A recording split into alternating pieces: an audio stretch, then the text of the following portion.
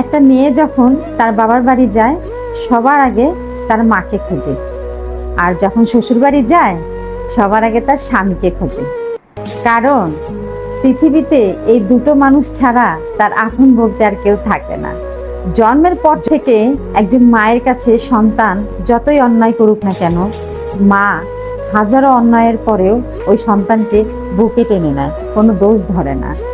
তেমনি একজন স্বামী বিয়ের পরে তার স্ত্রীর জন্য সব সময় চিন্তা করে যায়, কি করলে আমার স্ত্রীটা ভালো থাকবে, কি করলে আমার স্ত্রীর মুখে হাসি ফুটবে, এবং কি করলে আমার পরিবারকে আমি ভালো রাখতে পারবো, সেটা ভেবে দিন রাত পরিশ্রম করে যায়। সেই জন্য তো বলি, একজন মেয়ের জীবনে এই দুটো মানুষ সেরা। এই দুটো মানুষের অভাব যেমন পূরণ করতে পারবে না, এই দুটো মানুষের জায়গাও কখনো নিতে পারবে না। কি ঠিক বললাম তো?